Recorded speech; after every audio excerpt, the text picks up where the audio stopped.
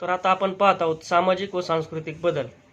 इंग्रज भारतात आल्यानंतर आपल्या समाजामध्ये आणि संस्कृतीमध्ये काही बदल व्हायला लागले. तसं इंग्रजांनी आपल्या अनेक ज्या परंपरा होत्या, ज्या चुकीच्या होत्या, त्यामध्ये बदल केलाच होता. त्या कायदे करून नष्ट करण्यात आल्या होत्या किंवा रद्द करण्यात आल्या होत्या. जसं की सती बंदी केली असेल, केशवपण हे त्यांनी बंद केलं, नरबळीची प्रथा बंद केली, विधवांना पुनर्विवाह करण्याची परवानगी देणारा कायदा केला. असे अनेक बदल आहेत. तर आपण पाहूयात हे कसे बदल होत गेलेत ते. तर पहा, याच्यामध्ये ख्रिश्चन मिशन म्हणजे ख्रिश्चन मिशनरीज ज्या भारतात आल्या, त्यांनी मोठी भूमिका बजावलेली आहे. तर ख्रिश्चन मिशन भारतीयांची शैक्षणिक प्रगती व्हावी म्हणून 1813च्या चार्टर्ड ॲक्टनुसार आपण पाहिलं होतं की 1813च्या चार्टर्ड ॲक्टनुसार अर्थसहाय्य दिलं होतं, जे 1,00,000 रुपये होतं. 1,00,000 रुपये शिक्षणावरती खर्च करण्याचं त्याच्यामध्ये सांगितलेलं होतं. मग याच्यामध्ये सगळ्यात महत्त्वाचं काय होतं, तर स्त्री शिक्षणाचं कार्य सुरू करण्याचं श्रेय ख्रिस्ती मिशनऱ्यांकडे जाते. म्हणजे आपल्याकडे परंपरागत शिक्षण पद्धतीमध्ये स्त्रियांची नंतर गळचेपी झालेली आहे आणि पुरुष शिकतच होते, परंतु स्त्रियांना पण शिक्षण देण्याचं कार्य जे सुरू केलं आहे त्याचं जे श्रेय जातं ते ख्रिस्ती मिशनऱ्यांकडे जातं. त्याच्यामध्ये अमेरिकन मराठी मिशन 1824मध्ये, तसेच 1828मध्ये चर्च मिशन सोसायटी यांनी स्त्री शिक्षणाची चळवळ सुरू केलेली आहे. याच्यामध्ये अमेरिकन मराठी मिशन 1824 आणि चर्च मिशन सोसायटी 1828 हे लक्षात घ्या. याच्यामध्ये जॉन विल्सन कोण आहे, तर जॉन विल्सन ज्यांनी आपला पहिला अर्थसंकल्प मांडला होता, तर त्यांची पत्नी मार्गारेट हिनं 1839मध्ये मुंबईमध्ये मुलींसाठी 3 शाळा सुरू केल्या होत्या. जॉन विल्सन यांची पत्नी मार्गारेट हिने 1839ला मुलींसाठी 3 शाळा मुंबईला सुरू केल्या होत्या. तिच्यानंतर मेरी कार्पेंटर, हिचं कार्य पण मोलाचंच आहे. ह्या मेरी कार्पेंटरने काय केलंय, स्त्रिया व समाजातील दुर्बल घटक होते यांच्यासाठी शिक्षण प्रसाराचं कार्य मेरी कार्पेंटरने केलं होतं. म्हणजे स्त्रिया प्लस समाजातील दुर्बल घटक. त्याच्यानंतर सरकारकडे स्त्री शिक्षक तयार करण्यासाठी मुंबई आणि अहमदाबाद हे 2 ठिकाणं लक्षात घ्यावं. मुंबई आणि अहमदाबाद येथे नॉर्मल स्कूल काढावी अशी मागणी केली होती. कोणी, मेरी कार्पेंटरने, की सरकारने स्त्री शिक्षक तयार करण्यासाठी मुंबई आणि अहमदाबाद येथे नॉर्मल स्कूल काढावे. या शिक्षणासाठी येणाऱ्या स्त्रियांना शिष्यवृत्ती पण जाहीर करण्यात आली होती. नंतर समाज व्यवस्था व परंपरागत धर्म यातील दोष दाखवण्याचे कार्य ख्रिस्ती मिशनऱ्यांनी सुरू केलं होतं. त्यांचा मूळ उद्देश तर धर्म परिवर्तन हाच होता, परंतु त्यांच्या सुधारणा मात्र चांगल्या होत्या, हे पण इथं महत्त्वाचं आहे. ख्रिस्ती मिशनऱ्यांनी महाराष्ट्रात व सर्व भारतात ख्रिस्ती धर्माचा प्रसार व प्रचार सुरू केला. हे पहा, आलंच इथं. मूळ उद्देश त्यांचा हाच की धर्म प्रसार करणे, परंतु त्यांनी आपल्याकडच्या ज्या काही चुका होत्या, चुकीच्या ज्या गोष्टी होत्या ते पण दाखवल्या, ते त्यांनी योग्य केलेलं आहे. पुढं त्यांनीच मुद्रणकलेचा विकास पण केला. ॲक्च्युली मुद्रणकला पहिले प्रेस जे आहे ते पोर्तुगीजांनी स्थापलेली, पोर्तुगीज मिशनऱ्यांनी. तर त्यांनी ते मुद्रणकलेचा विकास केलेला आहे. कारण की मग लोकांना वेगवेगळं साहित्य छापून त्यांच्यामध्ये मनपरिवर्तन घडवण्यासाठी, ते वाटण्यासाठी मुद्रणकलेचा विकास त्यांनी केला होता. मग मुद्रणकलेचा विकास झाल्यानंतर मग आपले जे धर्मग्रंथ आहेत, भगवद्गीता वगैरे, ह्याचं इंग्रजीमध्ये अनुवाद करायला सुरुवात केली त्यांनी. त्याच्यामध्ये विल्किन्स नावाच्या व्यक्तीने, हा जो विल्किन्स याने भगवद्गीतेचं 1784लाच भगवद्गीतेचं रूपांतर इंग्रजीमध्ये केलेलं आहे. त्याच्यानंतर हितोपदेश नावाचं जे आहे आपलं ग्रंथ, त्याचं रूपांतर इंग्रजीमध्ये केलेलं आहे विल्किन्सनं. म्हणजे विल्किन्सनं भगवद्गीता आणि हितोपदेश यांचं रूपांतर केले.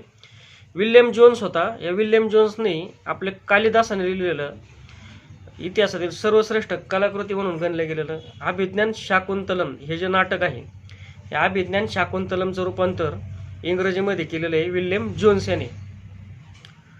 पुढे मनुस्मृती हा प्रथम ग्रंथ आहे की जो अनुवादित झालेला आहे. म्हणजे असा जर प्रश्न आला की आपल्या भारतातील असा कोणता प्रथम ग्रंथ आहे की ज्याचा इंग्रजीत अनुवाद झालेला आहे, असा इंग्रजीत अनुवाद झालेला पहिला ग्रंथ कोणता, तर आपण लगेच उत्तर देऊन बसू की भगवद्गीता.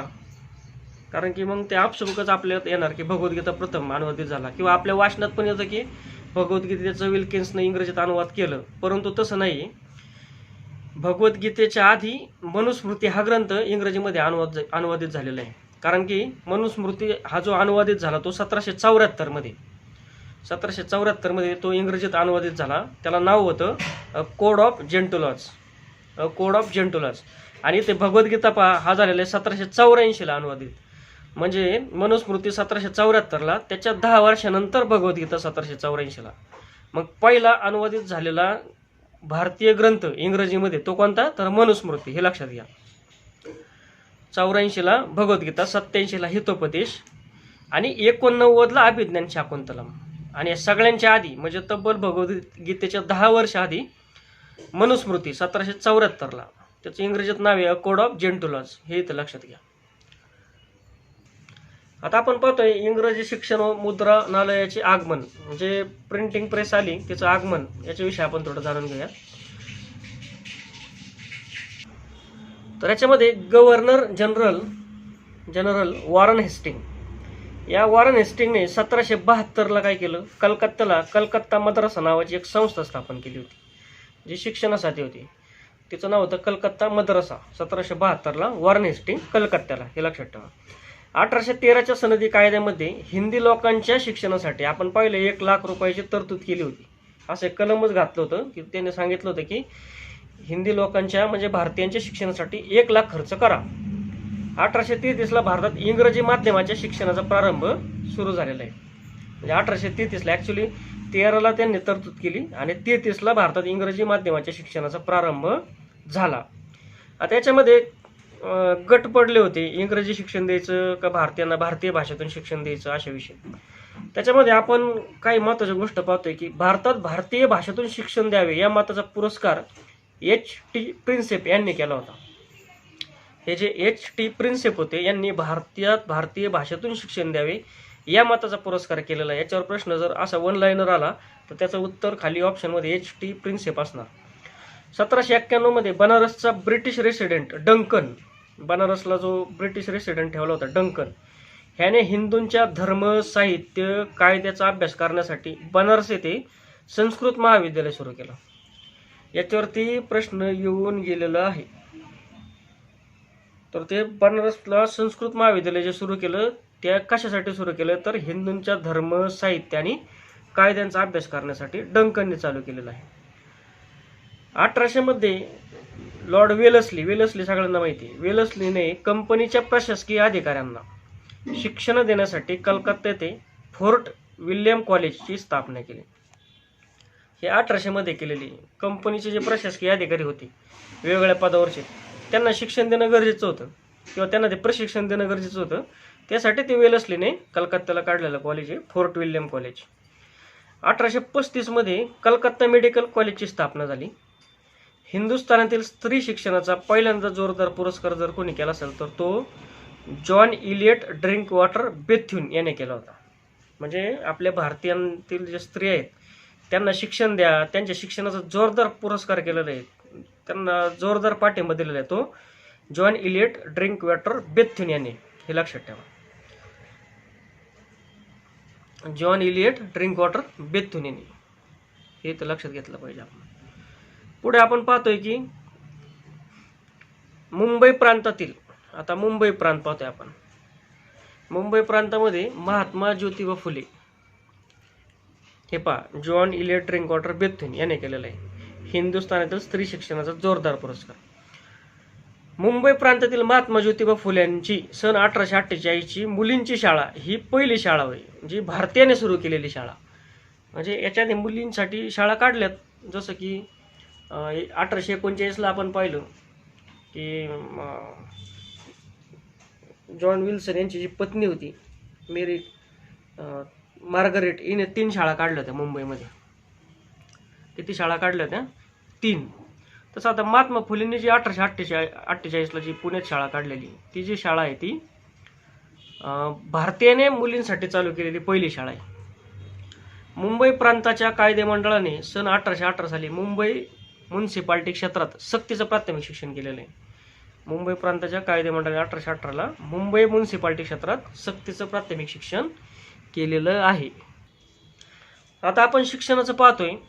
विद्यापीठ स्थापनेचा क्रम जर पाहिला तर पहिल्यांदा कलकत्ता येथे विद्यापीठ स्थापन झालं, मग मुंबई, मग मद्रास, त्यानंतर पंजाब आणि त्यानंतर अलाहाबाद, असा हा क्रम आहे. तर आपण पाहतोय आता एक महत्त्वाच्या ज्या शिक्षणविषयक आयोग होतं, समिती होत्या, त्याविषयी आपण पाहतोय. इंग्रजांच्या काळापासून तर भारताच्या स्वातंत्र्यापर्यंत आपण आता पूर्णच पाहून घेऊया. याच्यावरती प्रश्न येतो, त्यामुळे पाहणं क्रमप्राप्त ठरतं. पहिली जी होती लॉर्ड मॅकॉले समिती. लॉर्ड मॅकॉले शिक्षण प्रस्ताव किंवा समिती, जी 1835ची पहा. याच्यात लॉर्ड मॅकॉले हा गव्हर्नर जनरल बेंटिंगच्या कार्यकारिणीवरील सदस्य होता, तो त्याचा अध्यक्ष होता. तर लॉर्ड मॅकॉले समितीचं वैशिष्ट्य काय आहे तर झिरपचा सिद्धांत त्याने मांडला. म्हणजे तुम्ही शिक्षण देताना सरसकट सगळ्यांना देण्यापेक्षा समाजातील वरच्या स्तराला शिक्षण द्या, वरचं स्तर त्याच्या खालच्यांना देईल, तो त्याच्या खालच्यांना देईल, असं शिक्षण झिरपत खालच्या स्तरापर्यंत पोहोचल, असं लॉर्ड मॅकॉलेने हा झिरपचा सिद्धांत मांडला होता. आणि विशेष म्हणजे 1835ला बेंटिंगने ही पद्धत स्वीकारली सुद्धा. त्यानंतर चार्ल्स वूडचा खलित आला 1854ला. आता चार्ल्स वूडचा खलित आला म्हणजे इथले इथं खलिता तिथं बसेल का? नाही. खलित आला म्हणजे 100% तो इंग्लंडवरून आलेला आहे. मग चार्ल्स वूड इंग्लंडमध्ये असणार. तर तो कोण होता? चार्ल्स वूड मंत्रिमंडळातील नियंत्रण मंडळाचा अध्यक्ष. म्हणजे इंग्लंडच्या जे मंत्रिमंडळ होतं त्यातला जो नियंत्रण मंडळ होतं, म्हणजे बोर्ड ऑफ कंट्रोल, त्याचा अध्यक्ष, जे कंपनीच्या कारभारावर देखरेख ठेवायचं ते बोर्ड ऑफ कंट्रोल, त्याचा अध्यक्ष होता चार्ल्स वूड. त्याने तो खलिता पाठवला आहे. तो शिक्षणविषयक खलिता. त्यामध्ये काय काय त्यांनी सांगितलं ते आता आपण पाहून घेऊयात. तर त्यांनी सांगितलं की प्रत्येक प्रांतात एक स्वतंत्र शिक्षण खातं असावं. म्हणजे जे पण भारतामध्ये प्रांत आहेत, म्हणजे बॉम्बे प्रोव्हिन्सेस, मुंबई प्रांत असेल, कलकत्ता तिकडे बंगाल प्रांत असेल, मद्रास प्रांत असेल, अशा सगळ्याच भारतात जेवढे प्रांत आहेत त्या सगळ्या प्रांतात एक स्वतंत्र शिक्षण खातं असावं. त्याच्यानंतर महिला शिक्षणाची शिफारस त्यांनी केली की महिलांना पण शिक्षण द्या. भारतीय शिक्षणाचा मॅग्ना कार्टा असं म्हणतात या चार्ल्स वूडच्या खलिताला. आता मॅग्ना कार्टा काय आहे तर मॅग्ना कार्टा ही ब्रिटनमध्ये मानवी हक्कासाठी तर तिथे लोकांना हक्क देणारी एक सनद होती. मग ही शिक्षणाची मॅग्ना कार्टा का म्हटलं गेलेला भारतीय शिक्षणाचं? कारण की याच्यामध्ये भारतीय शिक्षणाचा संपूर्ण परीघ त्यांनी व्यापलेलं आहे. त्यात त्यांनी भरपूर गोष्टी भारतात सुरू करण्यासाठी पाठिंबा दिलेला आहे. तर त्याच्यामध्ये सगळ्यात महत्त्वाचं, प्रत्येक प्रांतात एक स्वतंत्र शिक्षण खातं स्थापा. तुम्ही महिलांना शिक्षणाची त्यांनी शिफारस केली. 1855ला या वूडच्या खलित्यामुळंच 1855ला लोक शिक्षण विभागाची स्थापना करण्यात आलेली आहे. लोक शिक्षण विभागाची स्थापना झाली. त्याच्यानंतर लंडन विद्यापीठाच्या धर्तीवर भारतात आपण पाहतोय, लंडन विद्यापीठाच्या धर्तीवर भारतामध्ये पहिले कलकत्ता विद्यापीठ 24 जानेवारी 1857ला आणि त्यानंतर मुंबई आणि मद्रास विद्यापीठाची स्थापना झालेली. या तिन्ही विद्यापीठांची स्थापना 1857ला झाली. त्याच्यामध्ये पहिल्यांदा कलकत्ता, मग मुंबई आणि मग मद्रास, हे वूडच्या खलित्याच्या शिफारशीमुळे. 1857ला जी रुरकी आहे तिथे इंजिनिअरिंग कॉलेजची स्थापना झाली. 1875ला म्हणजे नॉर्थ ब्रुक होता त्यावेळेस, त्याच्या काळामध्ये अलीगड उच्च माध्यमिक विद्यालय सर सय्यद अहमद खान यांनी स्थापलं होतं, हे लक्षात घ्या. तर वूडच्या खलित्यानंतर आलंय ते आहे हंटर कमिशन किंवा हंटर आयोग. हा हंटर आयोग आला 1882ला. त्याचे अध्यक्ष होते W हंटर. त्याचं कार्यक्षेत्र जे होतं हंटर आयोगाचं ते होतं प्राथमिक आणि माध्यमिक शिक्षण. हे महत्त्वाचं आहे. याच्यावरती प्रश्न आलेला आहे की हंटर आयोगाचं कार्यक्षेत्र प्राथमिक शिक्षण होतं, माध्यमिक शिक्षण होतं, याचं कन्फ्युजन करतो आयोग. तर ते दोन्ही होतं. 1882ला पंजाब विद्यापीठाची स्थापना झालेली आहे आणि 87ला अलाहाबाद विद्यापीठाची स्थापना झालेली आहे, हे लक्षात घ्या. इथे एक IMP फॅक्ट आहे, तेवढे पाहून घेऊ. 1923ला काय झालं, 1923ला शिक्षण खातं जे होतं ते स्थानिक स्वराज्य संस्थांकडे देण्यात आलेले. ज्या स्थानिक स्वराज्य संस्था आहेत त्यांच्याकडे देऊन टाकलेले. आता पण पहा तुम्ही, शिक्षण खातं म्हणजे जिल्हा परिषदच्या शाळा, महानगरपालिकेच्या शाळा, हे स्थानिक स्वराज्य संस्थांकडे शिक्षण आहे. पुढे पाहतोय आपण भारतीय विद्यापीठ कायदा 1904. आता 1904ला भारतीय विद्यापीठ कायदा आला. लॉर्ड कर्झन त्याचा म्हणजे त्याने ते आणलेलं आहे भारतीय विद्यापीठ कायदा 1904ला लॉर्ड कर्झनने, कारण की तो त्यावेळेचा व्हाईसरॉय होता. 12 मार्च 1904ला तो लागू झालेला आहे. 1910ला स्वतंत्र शिक्षण विभागाची स्थापना केली कर्झनने नाही केलेली, 1910ला ती केलेली आहे. त्यावेळेचा लॉर्ड मोर्ले हा भारत मंत्री होता आणि लॉर्ड मिंटो हा आपला व्हाईसरॉय होता. तर मग ते मोर्ले मिंटोच्या काळात 1910ला स्वतंत्र शिक्षण विभागाची स्थापना झालेली आहे.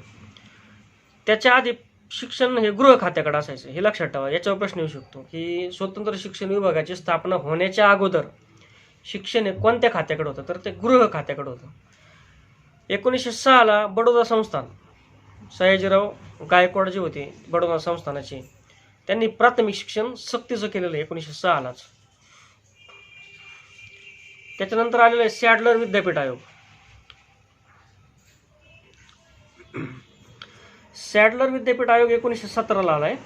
त्याचं M.E. सॅडलर हे लीड्स विद्यापीठाचे कुलगुरू अध्यक्ष होते आणि त्याच्या सदस्यांमध्ये सगळ्यात महत्त्वाचं, या सॅडलर विद्यापीठ आयोगाच्या सदस्यांमध्ये भारतीय होते, 2 भारतीय. ते होते आशुतोष मुखर्जी आणि जियाउद्दीन अहमद. हे इथं महत्त्वाचं, याच्यावर प्रश्न येतो की कोणते ते 2 भारतीय होते जे सॅडलर विद्यापीठ आयोगात होते. तर त्याचं उत्तर आहे आशुतोष मुखर्जी आणि जियाउद्दीन अहमद. 1917 साली लॉर्ड चेम्सफोर्डने कलकत्ता विद्यापीठाच्या कामकाजाच्या चौकशीकरिता आयोग नेमलेला आहे. कोणत्या विद्यापीठाच्या? कलकत्ता विद्यापीठाच्या. तो आहे सॅडलर आयोग. यानुसार शालेय शिक्षण 12 वर्षाचं आणि पदवी शिक्षण 3 वर्षाचं केलं.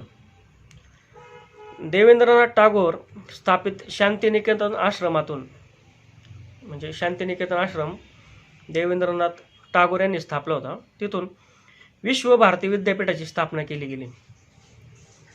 देवेंद्रनाथांचे पुत्र रवींद्रनाथ टागोर यांनी 1922 मध्ये विश्व भारती आंतरराष्ट्रीय विद्यापीठ स्थापन केलं.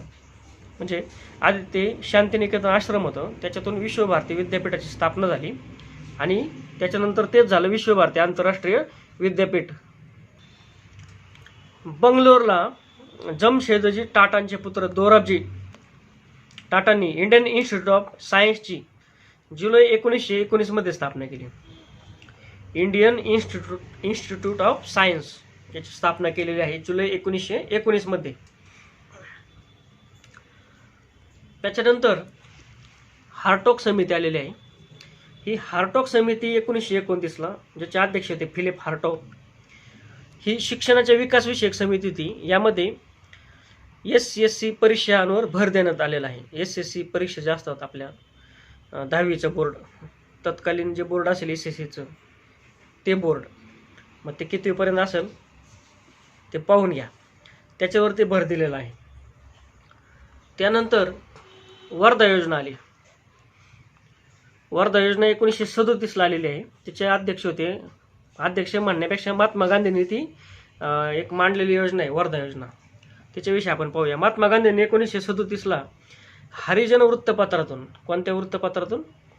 हरिजन वृत्तपत्रातून शिक्षणविषयक लेखातून ज्या पायाभूत शिक्षणाचा पुरस्कार केला त्याला वर्धा योजना असे म्हणतात. वर्धा योजनेसाठी डॉक्टर झाकीर हुसेन समिती नेमण्यात आली होती. हे इथं सगळ्यात महत्त्वाचं आहे. म्हणजे वर्धा योजनेवरती कोणती समिती नेमली गेली तर डॉक्टर झाकीर हुसेन समिती. वर्धा योजनेनंतर सार्जंट योजना आली. सार्जंट आयोग, सार्जंट योजना 1944 मध्ये आलेली आहे. हे जे जॉन सार्जंट त्याचे अध्यक्ष होते, ते भारत सरकारचे शिक्षणविषयक सल्लागार होते. हे इथं लक्षात घ्या. 1944 मध्ये सार्जंट काय म्हणतात पहा, 6 ते 11 वर्षांच्या बालकांना, 6 ते 11 वर्षाच्या बालकांना मोफत व अनिवार्य शिक्षणाची तरतूद जॉन सार्जंट यांनी केली. 6 ते 11 वर्ष, हे लक्षात घ्या. इथं कन्फ्युजन असं होतं की 6 ते 14 वर्षाचं आपल्या राज्यघटनेमध्ये मोफत शिक्षणासाठी कलम 21 मध्ये मूलभूत हक्क आहे, बरोबर. तर त्याच्यामध्ये 6 ते 14 हा वयोगट जाहीर केलेला आहे आपल्या राज्यघटनेमध्ये. आणि इथं सार्जंट यांनी सांगितलं 6 ते 11 वर्षाच्या बालकांना. मग आपल्याला प्रश्न असा येऊ शकतो की 6 ते 14 वर्षाच्या बालकांना मोफत व सक्तीचे शिक्षण ही शिफारस कोणी केली? तर ही पुढं 1968ला एक शिक्षण विषयक समिती आहे, ज्याला कोठारी आयोग असं नाव आहे, त्या कोठारी आयोगाने केलेली आहे. आणि सार्जंटने कोणती केलेली आहे? सार्जंट समितीने 6 ते 11 वर्षाच्या बालकांना असे केलेले, हे लक्षात घ्या. त्याच्यानंतर या योजनेनुसार देशात प्राथमिक, माध्यमिक आणि उच्च माध्यमिक विद्यालये स्थापली. कोणत्या? सार्जंट योजनेनुसार प्राथमिक, माध्यमिक आणि उच्च माध्यमिक. त्यानंतर राधाकृष्णन आयोगाला 1948-49ला. हा राधाकृष्णन आयोग डॉक्टर सर्वपल्ली राधाकृष्णन यांनी जो 1949ला रिपोर्ट सादर केला, त्यानुसार 1956ला विद्यापीठ अनुदान आयोगाची स्थापना करण्यात आली. UGC, युनिव्हर्सिटी ग्रांट कमिशन, ही स्थापना राधाकृष्णन आयोगाच्या रिपोर्टनुसार झालेली आहे, लक्षात घ्या. त्याच्यामध्ये मग या आयोगाच्या शिफारशीनुसार ही UGCची स्थापना झाली. त्यानंतर अभियांत्रिकी व तांत्रिक संस्थांना राष्ट्रीय संपत्ती मानून त्यात सुधारणा कराव्यात अशी शिफारस केली होती. आणि विद्यापीठ स्तराआधी 12 वर्षाचा अध्ययन काळ असावा. विद्यापीठ स्तराआधी 12 वर्षाचा अध्ययन काळ म्हणजे पहिले ते 12वी पर्यंत शिक्षण. पुढे आलं कोठारी आयोग, ते आपण पाहूयात. कोठारी आयोग 1964-66ला DS कोठारी त्याचे अध्यक्ष होते आणि सहसचिव होते JF मॅकडुगल. हे युनेस्कोतर्फे आले होते. JF मॅकडुगल युनेस्कोतर्फे आलेले होते विशेष सेवेसाठी. याच्यामध्ये शिक्षणाची राष्ट्रीय रूपरेषा, त्याचे सर्वसामान्य सिद्धांत आणि धोरण याच्यासाठी युनेस्को सचिवालयाने JF मॅकडुगल यांची सेवा आपल्याला उपलब्ध करून दिली होती. आणि त्यांची या आयोगाचे सहसचिव म्हणून त्यांनी काम केलं होतं कोठारी आयोगाचे. तर कोठारी आयोगाने जो आपल्याला शिक्षणाचा पॅटर्न दिला आहे तो पहा, 5-3-2-2-3 म्हणजे 5वी पर्यंतचं, +3 6वी 7वी 8वी, +2 9वी 10वी, +2 11वी 12वी. हे झालं पहा आपलं 5 आणि 3 8 आणि 2 10 आणि 2 12, हे झालं 12. म्हणजे आधीच्या आयोगाने सांगितलं ना 12 वर्षाचा अध्ययन काळ असा विद्यापीठ स्तराआधी, हे झालं 12 वर्षाचा अध्ययन काळ. आणि हे 3 म्हणजे विद्यापीठी शिक्षण, FY SY आणि TY. अशा प्रकारचा शिक्षण पॅटर्न दिला जो आजही आपल्याकडे आपण राबवत आहोत. तो कोणी दिला आहे? कोठारी आयोगाने दिलेला आहे, हे लक्षात ठेवा. त्याच्यानंतर समाजसेवा, कार्यानुभव, उत्पादक अनुभव शिक्षण इत्यादी लागू करण्यात आलेला आहे. आणि शिक्षणातून नैतिक शिक्षण व सामाजिक जबाबदाऱ्यांची जाणीव व्हावी हा उद्देश ठेवून ते शिक्षण त्यांनी विकसित केलं. नंतर आले राष्ट्रीय शिक्षण धोरण. राष्ट्रीय शिक्षण धोरण जे आहे ते आलेलं आहे पहा 1968चं आहे राष्ट्रीय शिक्षण धोरण. इंदिरा गांधींच्या काळात ते अनाऊन्स झालेलं आहे. याच्यात सगळ्यात महत्त्वाचं कोठारी आयोगाच्या शिफारशीवरून भारत सरकारने जाहीर केलेले आहे. म्हणजे कोठारी आयोगाच्या शिफारशीवरून जाहीर केलेले राष्ट्रीय शिक्षण धोरण आहे. त्याच्यामध्ये राष्ट्रीय शिक्षण धोरण 1968 नुसार 14 वर्षापर्यंतच्या बालकांना मोफत व सक्तीचे शिक्षण जाहीर केलं. मग अशी मी जे सांगितलं की कोठारी आयोगाने ते सांगितलं होतं, तर ते कोठारी आयोगाने केलेली शिफारस होती, परंतु जाहीर मात्र राष्ट्रीय शिक्षण धोरण 1968 नुसार केलेलं आहे, लक्षात घ्या. त्याच्यामुळं मग 14 वर्षाच्या बालकांना सक्तीचं शिक्षण देण्याचं शिफारस कोणी केली? तर सार्जंट योजनेने नाही केली, तर कोठारी आयोगाने केली. आणि 14 वर्षापर्यंतच्या बालकांना मोफत व सक्तीचे शिक्षण जाहीर कशाने झालं? तर ते राष्ट्रीय शिक्षण धोरण 1968ने झालं, हे त्याचं उत्तर असणार. त्याच्यानंतर त्रिभाषा सूत्र सुरू झालं. त्रिभाषा सूत्र म्हणजे आपली मातृभाषा, इंग्रजी आणि हिंदी राष्ट्रभाषा, अशा 3 भाषेचं सूत्र शिक्षणात आणलं गेलेलं आहे. त्यानंतर विज्ञान आणि संशोधनात संधी उपलब्ध करून दिल्या. आणि राष्ट्रीय उत्पादनाचा 6% भाग शिक्षणावर खर्च करावा अशी एक शिफारस केली गेली. राष्ट्रीय उत्पादनाचा किती टक्के? इथं पहा, इथं लिहित आहे मी. राष्ट्रीय उत्पादनाचा 6% भाग शिक्षणावर खर्च करावा अशी एक शिफारस केली गेली. नंतर मग एक नवीन शैक्षणिक धोरण आलं जे 1986ला आलं. म्हणजे पहिलं जे राष्ट्रीय शैक्षणिक धोरण आलं ते 68ला आले. 6 इकडे घ्या 8 इकडे घ्या 68ला आलं. आता जे नवीन आलं ते 86ला आलं. परत 8 इकडे घ्या 6 इकडे घ्या 1986ला आलं. जे भारत सरकारने राजीव गांधींच्या त्यांनी अनाऊन्स केलेलं आहे. आधीचं होतं ते इंदिरा गांधींनी केलं होतं, आता जे आहे ते राजीव गांधींनी अनाऊन्स केलेलं आहे. याच्यामध्ये प्राथमिक शिक्षणावर भर देण्यात आला. घटनेत अंतर्भूत सिद्धांत, मार्गदर्शक तत्वे शिक्षणातून रुजवावी. तर इथे गाभूत घटकांचा समावेश झाला. जसं आपण मूलभूत कर्तव्य पाहतो, जे मूलभूत कर्तव्य आपण पाहत असतो, अगदी त्याप्रमाणे विद्यार्थ्यांसाठी गाभूत घटक याच्यात ॲड झालेले आहेत. म्हणजे पर्यावरणाचं रक्षण करणे, वैज्ञानिक दृष्टिकोन जोपासणे, अशा प्रकारचे 10 गाभूत घटकं विद्यार्थ्यांमध्ये, लहान बालकांमध्ये रुजवावेत म्हणून हे सुरू झालेलं आहे. ते राष्ट्रीय शैक्षणिक धोरण 1986 नुसार हे लक्षात घ्या. 2000 पर्यंत साक्षरता 36% वरून 56% करणे. आता एवढं आकड्यांवर नका भर देऊ, याच्यात मुख्य भर लक्षात ठेवा महिला आणि SC आणि ST यांच्यावरती होता, हे महत्त्वाचं आहे. या अंतर्गत चाइल्ड सेंटर अप्रोच व ऑपरेशन ब्लॅकबोर्ड हे सुरू झालेलं आहे. म्हणजे विद्यार्थी केंद्रित शिक्षण द्यायचं. आणि सगळ्यात महत्त्वाचं आहे ऑपरेशन ब्लॅकबोर्ड म्हणजे काय, तर काय काळे फळे घेऊन हिंडायचं नाही. ऑपरेशन ब्लॅकबोर्ड म्हणजे प्राथमिक शाळांची संख्या वाढवायची आहे, त्यासाठी हे आहे. नंतर नवीन शैक्षणिक धोरण आलेलं आहे 1992ला भारत सरकारने PV नरसिंहरावांच्या काळात. आणि त्यानंतर सर्व शिक्षा अभियान आलं 2000-2001 मध्ये. सर्व शिक्षा अभियानामध्ये universal elementary education, quality basis education all over country, म्हणजे एक वैश्विक दर्जाचं शिक्षण पुरवायचं आहे आणि जे गुणवत्तापूर्ण असलं पाहिजे सर्व देशामध्ये सारख्याच लेवलचं. आणि 2010 पर्यंत 6 ते 14 वयोगटातील सर्वच बालकांना पायाभूत शिक्षण देणं हे त्याचा महत्त्वाचा उद्देश होता. आणि मग सर्वात शेवटी नंतर आता आलेलं जो आहे, आता आपण राबवतो तो म्हणजे right to education. Right to education act 1 April 2010 पासून लागू झालेला आहे, जो शिक्षणाचा मूलभूत हक्क बनलेला आहे. अशा प्रकारे आपण इतिहासातील शिक्षण या घटकाविषयीचं जवळजवळ सर्वच कव्हर करण्याचा प्रयत्न केलेला आहे. मी एवढंच सांगतो की हा व्हिडिओ खूप महत्त्वाचा आहे. आपल्या जास्तीत जास्त मित्रांना तुम्ही हे शेअर करा आणि आपल्या चॅनलचे पुढील अपडेट मिळवण्यासाठी तुम्ही पण चॅनलला सबस्क्राईब करा ही विनंती. आणि आपल्या सर्वच मित्रांना नक्की सबस्क्राईब करायला सांगा. धन्यवाद.